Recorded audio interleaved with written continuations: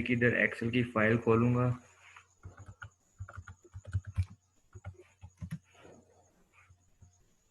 और फिर आपको दिखाता हूँ मैं कि एक्सेल है क्या चीज़ और किस काम के लिए यूज़ होता है। तो ये देखें इधर मुख्तलिफ़ किस्म के मैं प्रोजेक्ट पे काम कर रहा हूँ, डेटा साइंस से रिलेटेड, मैटलैब और इसी तरीके से बहुत सारे प्रोजेक्ट हैं, आर लैंग्वेज के थे, पाइथन के और काफ़ी सारे हैं। स्टैटिस्टिक्स में जाके मेरे पास एक्सेल, तो ये इस तरीके से एक्सेल होता है। इस तरह की इसकी विंडो होती है एक्सेल की। तो ये इस तरह की ना आपके पास हाली सी एक विंडो होती है, ये आप देख सकते हैं, ये सारा इसका इंटरफेस होता है एक्सेल का। तो इंटरफेस के मतलब मैं आपको बाद में बताऊंगा, पहले मैं आपको बता दूं कि ये वीडियो जो है आप कहाँ से देख सकते हैं। तो ये वीडियो आप व्हाट्सएप ग्रुप में भी देख सकते हैं, आप फेसबुक पे भी देख सकते हैं। इसके अलावा आप मेरे ये चैनल है ऑनलाइन मैथ इंस्टीट्यूशन, ये आप देख सकते हैं इधर।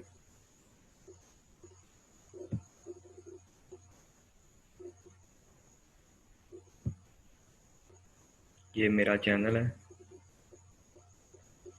ऑनलाइन मैथ इंस्टीट्यूशन, आप इधर भी इसे देख सकते हैं। मैं आपको ये ज़रा स्क्रॉल डाउन करके दिखाता हूँ।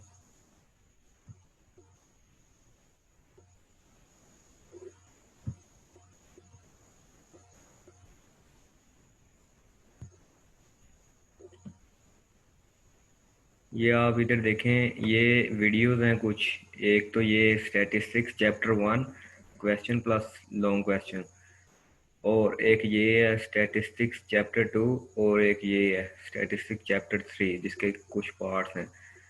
आपसे गुजारिश है कि आप ये वाली वीडियोस लाजमी देख लें। पहली जो 3 है ये इंट्रोडक्टरी स्टैटिस्टिक्स की बेसिक वीडियो है, और जो इन वीडियोस में होगा वो हम देखेंगे आगे ये एक्सेल में प्रैक्टिकल के ज़रिए। तो ये आपसे गुजारिश है कि इनको लाजमी आप देख लें, ठीक है।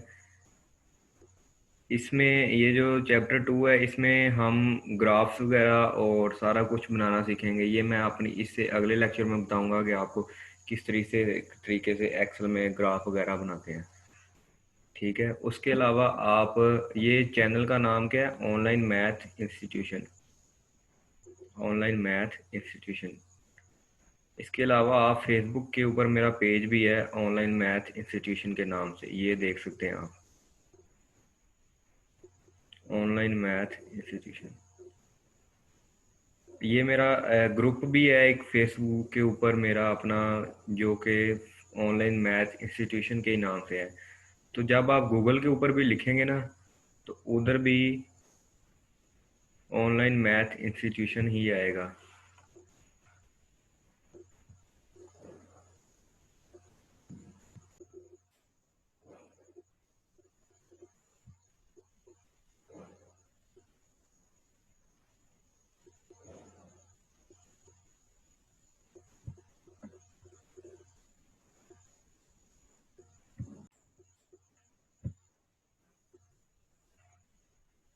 Online math INSTITUTION institution.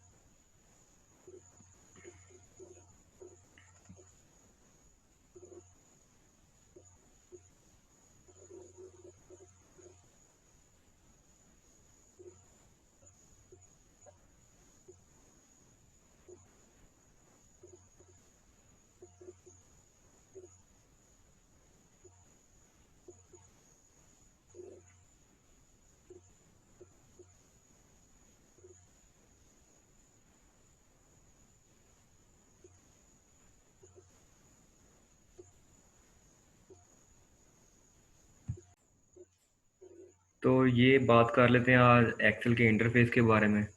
तो आपके सामने कुछ चीज़ें जो हैं वो आ रही होंगी इधर एक्सेल के ऊपर। जिनको एक्सेल का पहले से अंदाज़ा है उनके लिए तो ये लेक्चर बिल्कुल फजूल है, और जिनको एक्सेल का बिल्कुल भी अंदाज़ा नहीं है ये लेक्चर उनके काम के।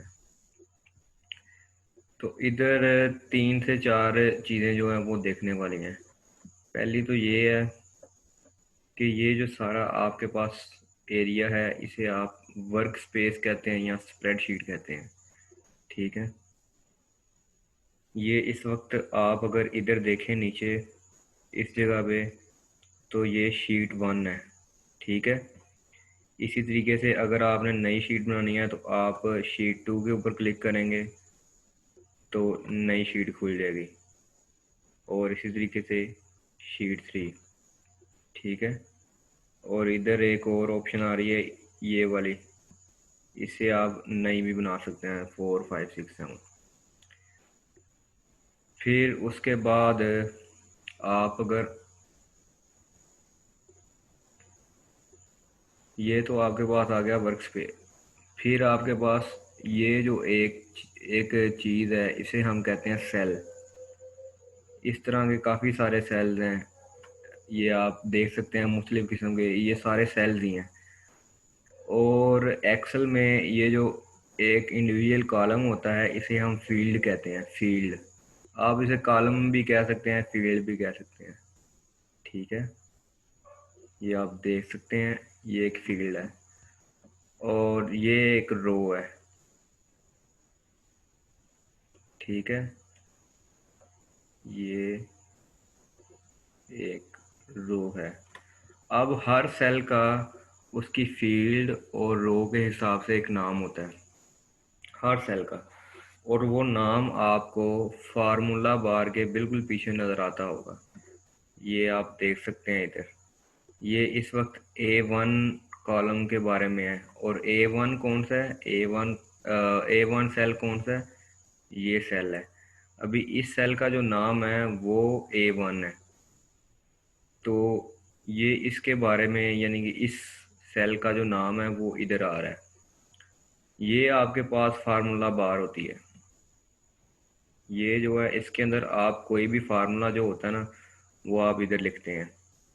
ये सारी बार जो है ये फार्मूला बार है, इधर लिखते हैं, या आप जब भी लगाएंगे करंट सेल में जाओ जो भी आपका फार्मूला होगा वो इधर शो हो रहा होगा। अभी क्योंकि कुछ लिखा नहीं मैंने या कोई फार्मूला नहीं टाइप किया तो वो इधर शो नहीं हो रहा।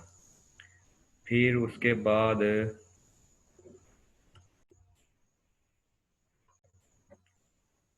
ये ऊपर वाले के ऊपर आपको मैं थोड़ा सा बता देता हूँ। ये जिन्होंने पहले काम किया हुआ है MS वर्ल्ड पे उन्हें पता होगा कि इनकी फंक्शनैलिटीज़ क्या हैं।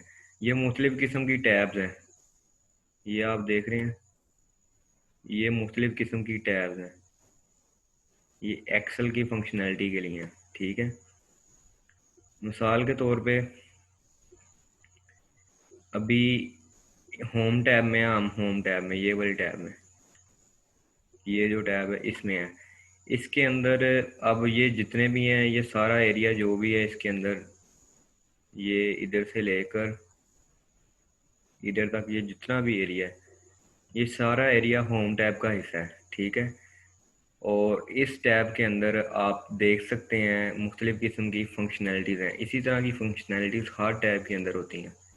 ठीक है, तो अगर आप होम टैब के अंदर फंक्शनैलिटी देखें तो आपके पास इधर कट की एक ऑप्शन है, फिर कॉपी की एक ऑप्शन है, फिर पेस्ट की एक ऑप्शन है, और फॉर्मेट पेंटर की एक ऑप्शन है। इसी तरीके से आपके पास टेक्स्ट के बारे में ऑप्शन आ जाती हैं। आपने टेक्स्ट को बोल्ड करना है, इटैलिक करना है, या उसको आपने अंडरलाइन करना है, या उसको आपने बॉर्डर लगाना है, या उसको आपने कलर देना है, या उसको आपने शेड देना है, उसका आपने फ़ॉन्ट साइज़ बड़ा करना है, आपने उसकी फ़ॉन्ट चेंज करनी है, आपने उसको अलाइनमेंट्स देनी है, left alignment, right alignment, centre alignment, ये 6 किस्म की अलाइनमेंट्स हैं। ये मुख्तलिफ किस्म की इधर अलाइनमेंट्स आ रही हैं, ठीक है। इसी तरीके से इसके अंदर ये सारी फंक्शनैलिटीज़ हैं।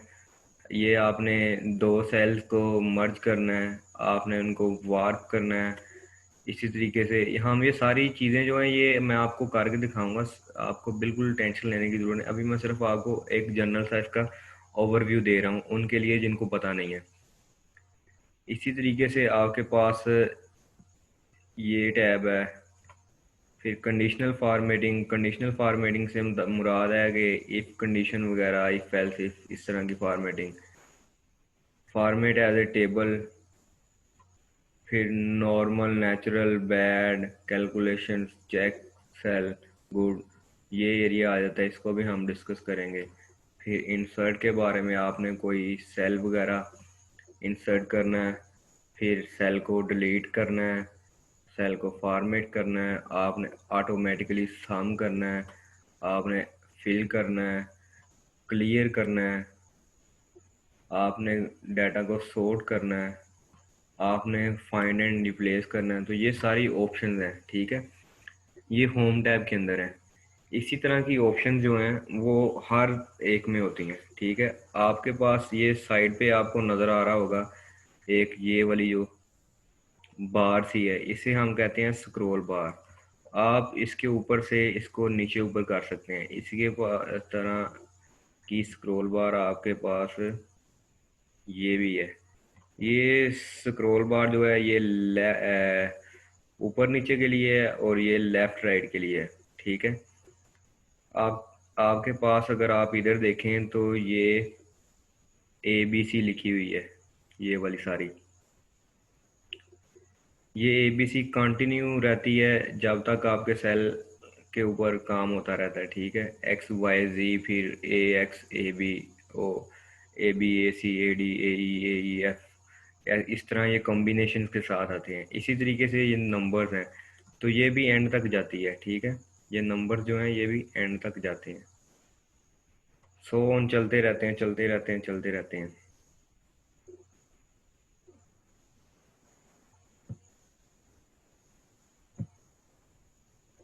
तो ये तो हो गया होम टैब, ठीक है।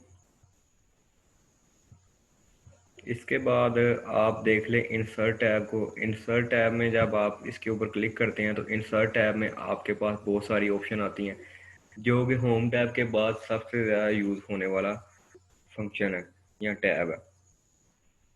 तो इसके बारे में भी मैं आपको बताता हूँ, इसकी फंक्शनैलिटीज़। तो इसमें भी ये एरिया जो है ये इंसर्ट टैब के अंदर जो है वो फंक्शनैलिटीज़ वाला है, ठीक है। और इसी तरीके से इधर सेल का नाम आता है, इधर बार आती है, ये वही सारे नाम हैं सारे ABC। और ये भी सारी वही 1 2 3, ये कॉलम वाइज है और ये रो वाइज है, ठीक है। उसके बाद आपके अंदर ये जो ऑप्शन आ रही है पुट टेबल, आपने कोई टेबल इंसर्ट करना है पुट करके। फिर टेबल, आपने कोई टेबल इंसर्ट करना है, आपने कोई पिक्चर इंसर्ट करनी है, आपने कोई कंप्यूटर के अंदर जो क्लिप आर्ट है वो इंसर्ट करनी है, आपने कोई शेप इंसर्ट करनी है स्क्वायर वगैरह, आपने कोई स्मार्ट चार्ट इंसर्ट करना है। इसी तरीके से आपने कोई स्क्रीनशॉट इंसर्ट करना है। आपने कॉलम्स, ये जो है ये बहुत इंपॉर्टेंट है, columns, line chart, pie chart, ये सारे चार्ट्स हैं। तो आपने कोई चार्ट्स वगैरह इंसर्ट करने हैं। इसके अलावा आपके पास ये भी वो इसी किस्म के चार्ट्स वगैरह हैं, आपने ये यूज़ करने हैं।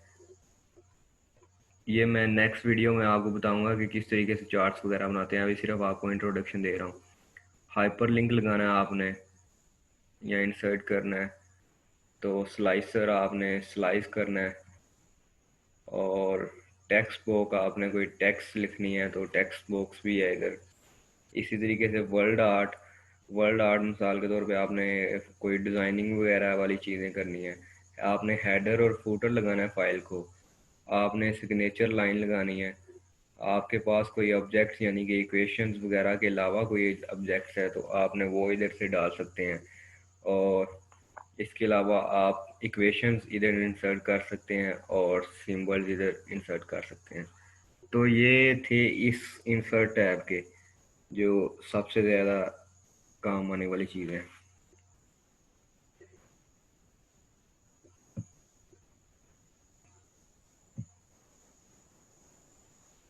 अभी इसके बाद जो टैब आता है उसका नाम है पेज लेआउट।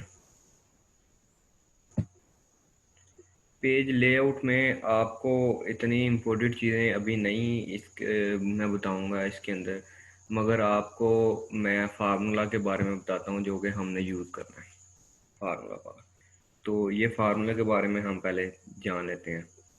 तो फार्मूला बार में हम आज फार्मूला टैब में हम आ गए हैं, और इस टैब के अंदर हम देखते हैं कि क्या क्या चीज़ें हैं।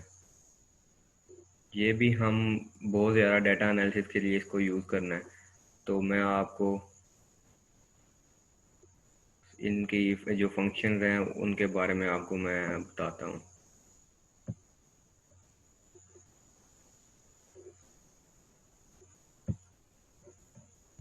तो इधर अगर आप ये देखें, ऊपर वाला भी सारा सेम ही है और नीचे बार वगैरह भी सेम ही है। तो इंसर्ट फंक्शन का एक ऑप्शन आ रहा है, इधर से आप फंक्शन इंसर्ट कर सकते हैं।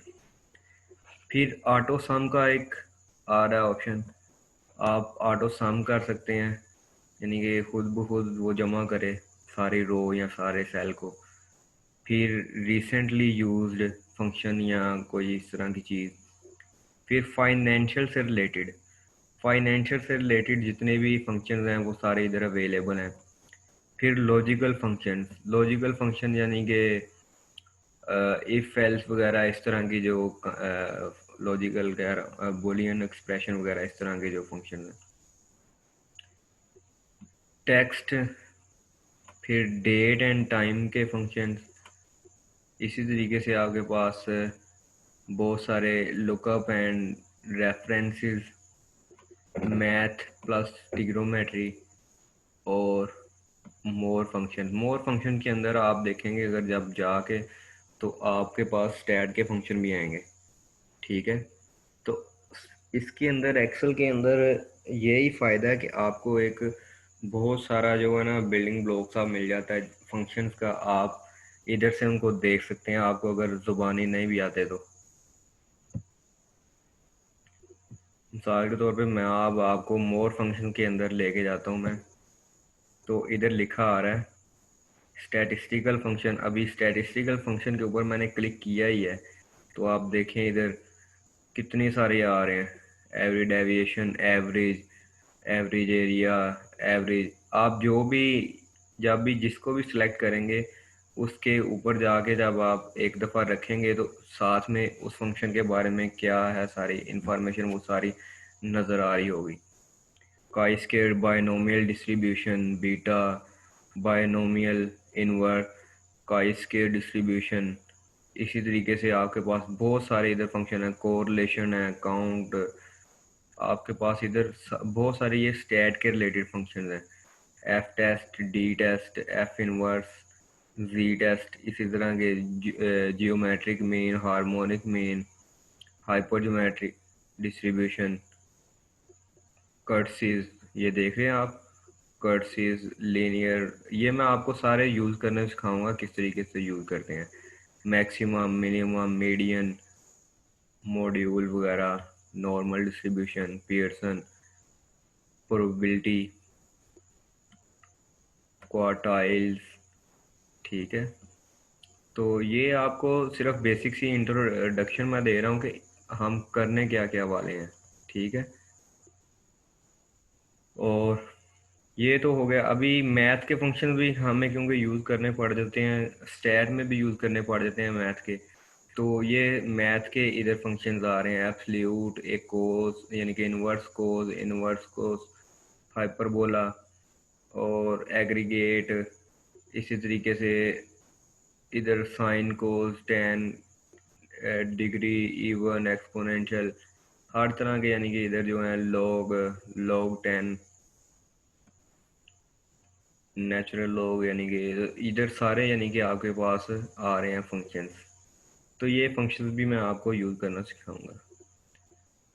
तो ज़्यादातर हमने ये दोनों जो हैं ये यूज़ करने हैं, ठीक है।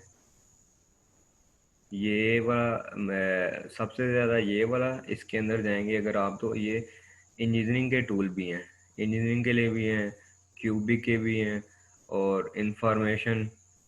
फिर ये मगर हमने जो यूज़ करना है वो है स्टैटिस्टिकल। स्टैटिस्टिकल हमने सबसे ज़्यादा इधर यूज़ करना है। तो ये आप एक दफ़ा खुद भी इसको ओपन करके देखिएगा कि इसमें क्या क्या जादू है, ठीक है। ये बहुत ईजी है, इसके ज़रिए आपकी ऑटोमेटिकली सारा काम हो जाएगा।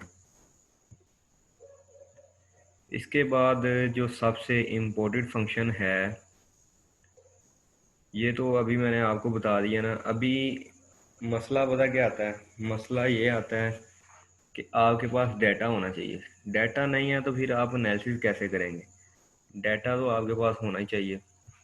तो मेरे पास डाटा तो है, मगर आपके पास भी डाटा होना चाहिए। वो डाटा जो मेरे पास है वो मैं आपको शेयर कर दूंगा आपके व्हाट्सएप ग्रुप में, जिसके अंदर आप ऐड हैं और जिधर से आपने ये मीटिंग ज्वाइन की है, ठीक है। तो आप इधर देखें, अगर आपके पास डाटा नहीं है तो आपको डाटा इंटर करना पड़ेगा। अभी इस वक्त करंटली ये सेल क्योंकि सिलेक्ट है, तो ऊपर सेल का नाम भी आ रहा है A1। अभी मिसाल के तौर पे मैं इस सिलेक्ट के ऊपर आ जाता हूँ, तो ये बी, इधर से बी वाला कॉलम है और 2 वाली रो है, सेकंड रो है, तो B2। इस तरीके से जितने भी हैं ये कॉलम्स और रोज, इनके मुताबिक हर सेल का अपना अपना नाम है, ठीक है। और ये नाम यूनिक है। अगर आप इधर डाटा इंटर करना चाहें तो आप डाटा इंटर कर सकते हैं। देख रहे हैं 46, इस तरीके से आप डाटा इंटर करते हैं।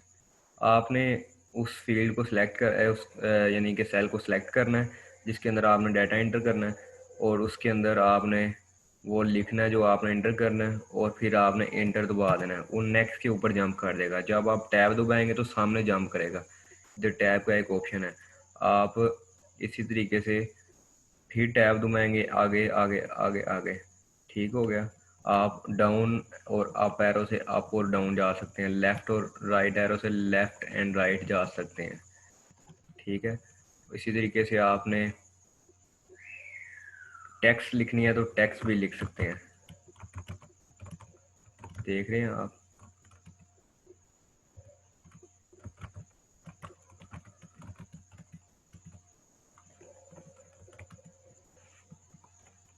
तो ये है इसके बारे में कि किस तरीके से हम टेक्स्ट वगैरह लिखते हैं। अभी इसके अंदर मैं आपको बेसिक फंक्शंस जो हैं, सम और ऐड करना, माइनस करना, सब्ट्रैक्ट करना, ये मैं आपको बताता हूँ। बल्कि पहले मैं आपको ये फॉर्मेटिंग थोड़ी सी बता देता हूँ। फॉर्मेटिंग वैसे इतनी मज़े का काम नहीं है, बहरहाल फिर भी मैं आपको बताता हूँ। मिसाल के तौर पे अभी मैंने इधर लिखा है लोअर क्लास, क्लास लिमिट्स लिखता हूँ मैं, CLASS क्लास LIMITS लिमिट्स।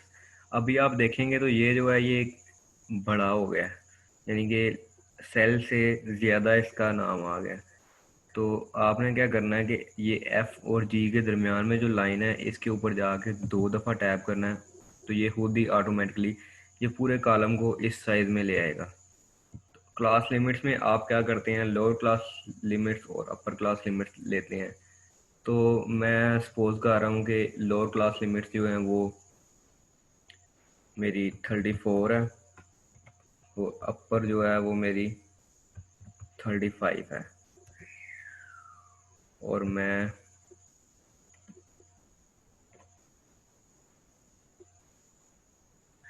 इसको इस तरीके से नीचे ड्रैग कर दिया मैंने, ठीक है। और मैं इधर 35, सॉरी ये इधर गलत हो है क्योंकि क्लास लिमिट में एक उससे आगे वाला। मुझे आपको ये नहीं बताना कि क्लास लिमिट है, ये मैं आपको बाद में बताऊंगा कि क्या, मगर आप अभी यही समझेंगे आपको फॉर्मेटिंग कैसे करनी है। तो आपने वो डाटा को सेट किया और आपने अगर उसको अलाइन करना है तो आप ये देख सकते हैं ये सेंटर लाइन है। तो आप ये करेंगे तो डाटा सारा सेंटर में आ जाएगा। ये अगर आप ऊपर देखेंगे तो मिडल अलाइन है, दरमियान में। ठीक है, तो ये मिडल हो गया। ये लेफ्ट अलाइन है, आप देखेंगे थोड़ा थोड़ा हिल रहा है ये डाटा। मिसाल के तौर पे मैं अभी इसको ज़रा आपको और बड़ा करके दिखाता हूँ ना, ऐसे करके दिखाता हूँ। तो अभी ये लेफ्ट सेंटर है। ठीक है, अभी मैं आपको इसको सेंटर में करके, ये देख रहे हैं ये सेंटर में आ गया। इसी तरीके से ये इस साइड पे आ गया। तो ये अलाइनमेंट्स है। फिर अगर आपने इस पूरे सेल को बोल्ड करना है तो आपने बी का ऑप्शन दबाया या आपने कंट्रोल बी दबाया तो ये बोल्ड हो जाएगा। आपने अंडरलाइन करना है तो इधर अंडरलाइन के अंदर आप इसको अंडरलाइन कर सकते हैं, डबल अंडरलाइन, सिंगल अंडरलाइन। तो ये आप देखेंगे ये सारी अंडरलाइन हो गई हैं। आपने इन सेल्स को बॉर्डर लगाने हैं तो ऑल बॉर्डर पे जाएं और बॉर्डर लग गए हैं ये। इसी तरीके से आपने अगर कलर देने हैं तो आप इधर से कलर भी दे सकते हैं, टेक्स्ट को भी और सेल्स को भी। ये देख रहे हैं। तो ये है तरीका फॉर्मेटिंग का, कलर वगैरह डालने का। इससे आपको ज़्यादा मज़ा नहीं आएगा, मगर हमारा काम डाटा एनालिसिस करना है। डाटा की फॉर्मेटिंग वगैरह इस तरह के काम नहीं हमने करने। बस ये आपको, क्योंकि आज का लेक्चर बेसिक था, थोड़ा सा आइडिया आपको देने के लिए, इसलिए मैंने आपको बताया। फिर अगर आप इंसर्ट में जाते हैं तो इंसर्ट में जाके जो आपने मिसाल के तौर पे सिलेक्ट करना है, कोई कॉलम आपने या कोई टेबल आपने डालना है तो वो पहले आपने सेलेक्ट कर लेना है। मिसाल के तौर पे मैं ये सिलेक्ट कर लिया मैंने, और मैं इंसर्ट में जाता हूँ और एक कॉलम ड्रा करता हूँ इसके लिए। तो इसने क्या किया है कि एक्स एक्सिस के ऊपर ये वाली वैल्यूज़ ले ली हैं और वाई एक्सिस के ऊपर ये वाली ले ली हैं। मगर ऐसा नहीं होना चाहिए। हमारे पास डाटा होगा तो फिर हम इसको ड्रा कर सकेंगे। ये भी मैं आपको अभी इसके ऊपर आप देखेंगे तो कुछ भी आपको शो नहीं हो रहा, सिर्फ ये बार्स वगैरह शो हो रही हैं। तो ये भी मैं आपको करना सिखाऊंगा कि किस तरीके से आप ये सारा कुछ कर सकते हैं। अभी के लिए इसको मैं ख़त्म करता हूँ और अब आपको मैं थोड़े से, बल्कि आज के लिए इतना ही काफ़ी है आई थिंक। आप ये बेसिक्स आपको आइडिया तो हो गया होगा कि क्या क्या इसमें चीज़ें हैं। ये आप अगर देखें तो ये टेक्स्ट के जो साइज़ है वो आपने चेंज करना, तो ये आप इंक्रीज़ कर सकते हैं। ये देखें आप क्लास लिमिट। इसी तरीके से आपने टेक्स्ट की जो है नाम वगैरह वो चेंज करना, तो वो भी आप इधर से कर सकते हैं। और इधर बहुत सारी और ऑप्शन है। ठीक है, तो ये हो गया हमारा बेसिक साइंस का इंट्रोडक्शन। तो आज के लेक्चर को इधर ही ख़त्म करते हैं। कल से मैं आपको बाकायदगी के साथ सारा कुछ सिखाऊंगा डाटा एनालिसिस का। ठीक है, उसके लिए आपको ये टैब की भी ज़रूरत पड़ेगी, डाटा एनालिसिस की। ये जो टैब है डाटा एनालिसिस, इसकी भी आपको ज़रूरत पड़ेगी। तो इसको भी हम इंशाल्लाह ताला सीखेंगे। ठीक है, हम माइक्रोसॉफ्ट असेस से डाटा कैसे असेस करते हैं वो भी सीखेंगे। सारा कुछ यानी कि हम डाटा एनालिसिस के मतलब कल से स्टार्ट करेंगे, जिसमें चैप्टर 1 होगा। और चैप्टर 1 से हम देखेंगे ऑनवर्ड किस तरीके से हम चलते हैं। चैप्टर 1 में मैंने आपको बुक भी शेयर की है। किधर गई, बल्कि आप बुक को तो देखिएगा ही। बेहतर ये है कि आप जो ये वीडियो है मेरी, ये वाली वीडियो जो है स्टैटिस्टिक्स चैप्टर 2 वाली, इसको देख लीजिएगा लाजमी। चैप्टर 1 की भी देख लीजिएगा, मगर चैप्टर 2 वाली से हमने स्टार्ट करना है। तो ये वीडियो आप अगर देखेंगे तो इससे पहले, बल्कि आप ये वाली देखेंगे तो आपको इसकी भी समझ आ जाएगी। तो आप ये दोनों वीडियोस देख लीजिएगा। ये 36 मिनट की है और ये 51 मिनट की है। इसके अंदर पूरा चैप्टर है। तो जो इस वीडियो में हमने थ्योरेटिकली पढ़ा हुआ है शेर मोहम्मद चौधरी की बुक से और वाल पॉल वगैरह की बुक से हमने जो पढ़ा हुआ है, वो सारा हम इधर देखेंगे। हमने फर्स्ट ईयर में भी पंजाब टेक्स्ट बुक की, बोर्ड में मिराज मिर्ज़ा की बुक में हमने जो चीज़ें पढ़ी थी, फ्रिक्वेंसी डिस्ट्रीब्यूशन कैसे बनाते हैं, पाई चार्ट वगैरह बनाते हैं, चार्ट्स वगैरह कैसे बनाते हैं, रिलेटिव फ्रिक्वेंसीज कैसे निकालते हैं, वो सारा कुछ मैं आपको कल सिखाऊंगा। ठीक है, तो आज के लिए मैं इसको मीटिंग को इधर ही क्लोज कर रहा हूँ।